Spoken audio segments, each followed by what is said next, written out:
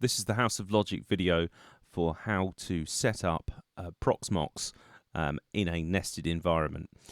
So where we've previously done a Proxmox installation video, we'll be skipping over some of that on this particular video. We're going to go into nested virtualization and what that means for you as a user. So what you typically have as part of a virtualization setup, should I rather say, is you have what is regarded as the host, which is the actual physical tin, as it's known in the trade, with different guest machines running within them. So, you know, whatever you want to use, for example, Hyper-V or VMware, or as in our case, Proxmox is acting as the actual host environment, and within there you have a number of guest machines or virtual machines, which will be running the different actual operating systems that you want to use for your systems. Now, that's all very well and good, and that's realistically how you want to be doing things in a professional setup, but for some reasons you may actually not want to do that, and you want to go down the nested route. Now, with the nested route, you can think of this as being something like the Inception configuration, just like the movie you have, where you have a dream within a dream. With nested virtualization, you have a guest within a guest. So at the top level, you have a host, of course. Then underneath that, you have a layer that's acting as both a host and a guest. And underneath that, you have further guests. Now, it's up to you if you want to try and take it further than that. Personally, I wouldn't. But at the same time, it can be a valid exercise in doing this, mostly for reasons of training and actually learning and understanding how the high availability and different clustering technologies work within this sort of configuration, because you can do it all on a physical single host. Now, that's what we're setting up here.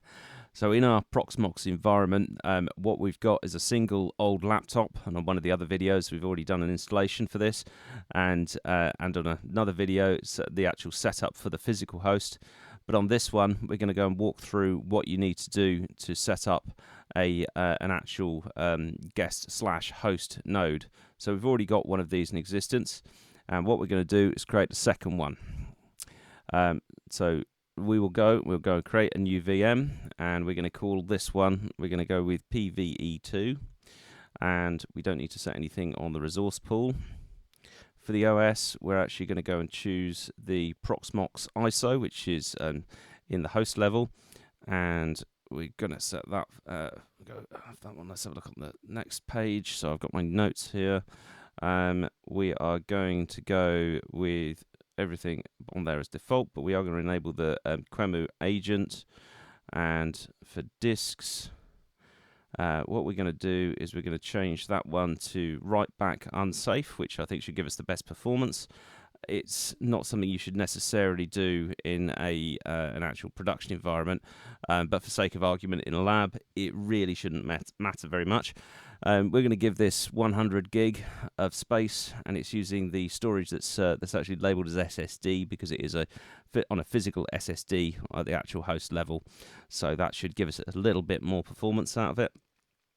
For CPUs, I would always choose more than one CPU. There's some complicated stuff to do with the way that the actual CPU execution is scheduled in a virtualization environment.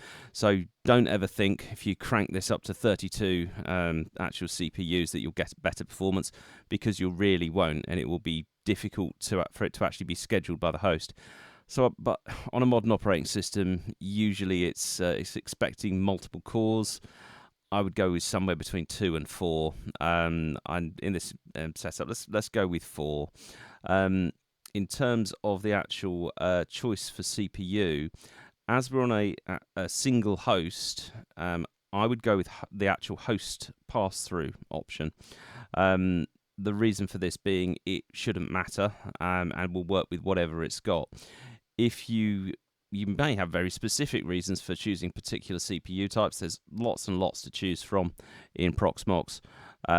And if you're going to go down that route, it's probably because you've got a particular set of compatibility requirements, or you're using dissimilar hardware. and it's going to be up to you to figure out whether or not you can actually run that on the hardware you've got. So if you've got dissimilar host CPUs, like you're running on a couple of old laptops, one's got AMD and one's got Intel, well, maybe that will work. It's not something I'd try personally. I would probably try and keep away from doing that. But yeah, the option is available to you. For memory, what I would probably go with is I would allow for up to 75% probably of the actual host level RAM utilization to be taken up by guest VMs, and that then gives a bit of overhead for the actual host level. So in our case, we've got 16 gig of RAM on this machine. We're going to go with 4096 gig, which is not a massive amount for a hypervisor, but it's not insignificant either. We will then have a look at the network tab and see if there's anything we need to set here. But we're just going to go with the VMBR0 and no VLAN tagging on this one for the time being. We will come back to networking in the future. So we hit finish, and then that has gone through and created the actual virtual machine to act as our nested host / guest. And we can now go and have a look at the hardware options, because there's a few bits and pieces that we should be setting on here. So if we go and find, I think it is under options. We'll make sure, we've got the Qemu guest agent set.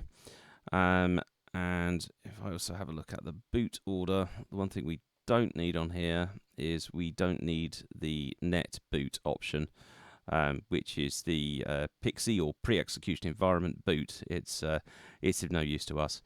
So if we then hit OK on that one, what we should be able to do is to start this up, and we can then go through and do the installation. Now I'm going to cut this bit out of the video because we've recorded it elsewhere already. So once it's started, we can then get the console, and there's our familiar Proxmox installation. So I'll go through this process, cut this bit out, and join you again in a moment. And there we go. Proxmox on PVE2 is now installed. Now there's something I actually forgot to mention that you should check at the host level if you're doing nested virtualization. And what that is to actually run a particular command to check if nested virtualization is enabled on the host. And you can do that using the following command, which is, I'll paste it in here. It's cat /sys /module /kvm intel /parameters /nested.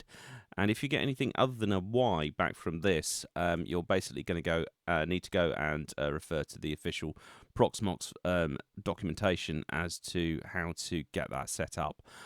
So the host I'm running on, that's already got all the CPU configuration set up for that, so I haven't needed to do anything. This has been used as a hypervisor before. So fortunately I didn't have to go through any of that, but it's worth checking that one before you go through anything to do with nested virtualization, or you may be in for a world of pain. Going back to our main Proxmox new host here. So once you've done the installation, one of the things you're probably going to want to do is, as we've set the Qemu agent up, is to make sure that that is enabled and can run. And the reason behind doing that is, it might seem a bit superficial, but is actually to do with some of the summary information and the pass-through that you get by having that agent installed. So on PVE1 here, which is something we've already set up, you'll note that it actually has a CPU usage and memory usage exposed and passed through from that nested host / guest machine. And there we can see it's got the memory, it's got the IP addresses, the IP addresses in the sense it's IPv4 and IPv6 that are being passed back to the top level host. If we go on to the PVE2 machine, you can see here that it says guest agent not running, and there is nothing there about that particular set of information. I think it'd be quite useful to pass that through. So what we're going to do is we're going to log in here and we're going to set it up. The Cremu agent doesn't take very long to do, so this shouldn't take very long at all. And what we can then do is very simply, we can do an apt-get install. If this is probably not going to take my cut and paste approach to this, apt-get install Cremu guest agent. Let's try apt-get update first of all. So it refreshes the package list. It doesn't want to do certain bits of it because of licensing restrictions, but we're now able to get Cremu down. And then we can do system control, Cremu guest, start.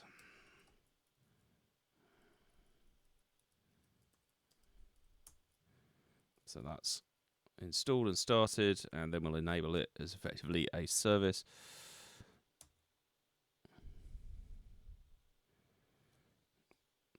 There we go. And if we go back to here, then there we go. The information's already populated. Fantastic. The other things that it's worth doing prior to taking any further action is, of course, once you've got your actual your guest machine or guest/host machine installed, is that you want to go and connect to it and just make sure that you've got, so we go pve2.hol.lan. You want to go and set it up in terms of disks in particular. So the disks, what you want to be doing is making sure that it's actually consistent between the two or more nodes that you set up. So you have a local here on PVE2 disk volume, which is reporting it's using 2.75 gig of 37.59, and we have local LVM, which is 48.58 gig. And if we just go and check the actual disks and see if we've got anything extra, so it should be using all 100 gig. So we have there we go, 106.84 gig, perhaps rounded up in another way, as the actual LVM partition. So it looks like it's actually consistently set up. So we have local LVM, and it's important that this is actually consistent if you're using locally attached or direct attached storage on these guest/host machines to now allow you to go and test clustering and live migration behavior. So if we go and have a quick look on the PVE 1 machine as well.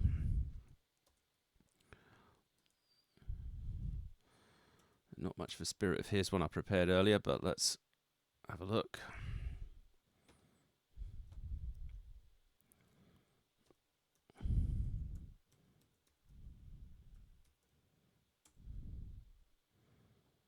And we'll be looking at that licensing error as well at some point in the future.